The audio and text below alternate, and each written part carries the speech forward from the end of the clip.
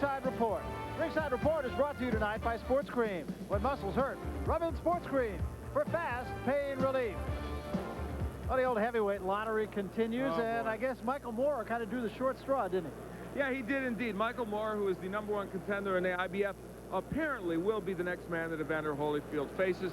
The IBF has stood fast in its rule that Moore, who stepped aside already twice for the heavyweight champ to fight someone else, will be the next opponent for that man, Evander Holyfield, who here is seen in his epic battle with Riddick Bowe this year. Moore followed a very similar path, actually, than this man to get to this title shot.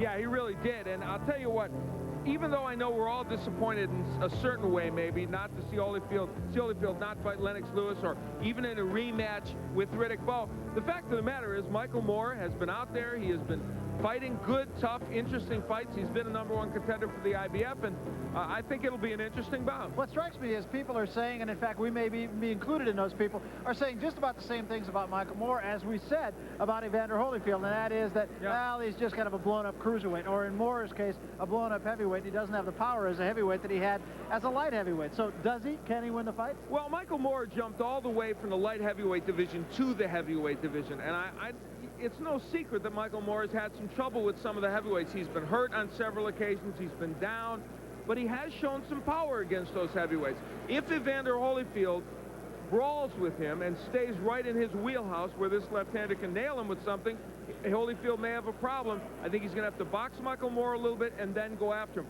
Should Michael Moore have a shot? Yes. Will he win against Evander Holyfield? He'll be an underdog. What strikes me about the heavyweight division right now is that everybody in the division is a little bit suspect, including Lennox Lewis. Yeah, in a way that, Riddick Bowe. Yeah, that's true. And Lewis very suspect after his last performances. Bowe because of his conditioning. And truthfully, when that happens, that's what makes the division interesting. So in a way, these minor deficiencies, which everybody has anyway, makes, I think, for a more interesting conversation. And what is Mike Tyson thinking through all of this? Let's talk about a fight that we have coming up next week. It's really an interesting fight, if only for the fact that I'm surprised the fight is happening because it is so tough. Anthony Hembrick, a guy who, of course, we all remember for the bad luck he had in Seoul, Korea during the Olympic Games. He is now fighting as a light heavyweight. He gets a chance against James Toney. Yeah, he's just coming off a loss to Henry Mosk, one of the light heavyweight champions. It was a pretty decisive loss, even though it was by decision. He really needs a win to put himself back in a position to challenge again for a title.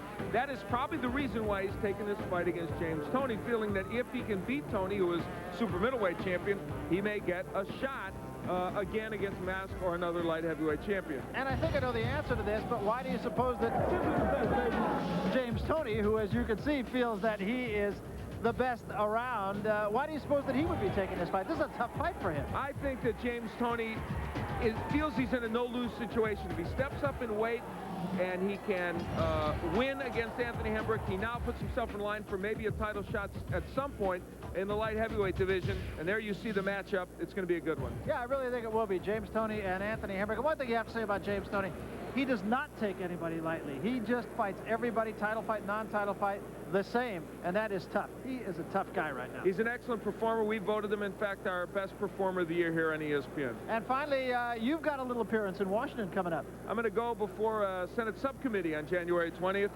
to talk a little bit about some of the things that boxing may need. They're talking about a federal commission on boxing, so I'll be there giving them my opinion.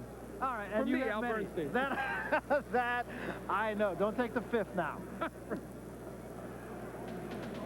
This has been Ringside Report.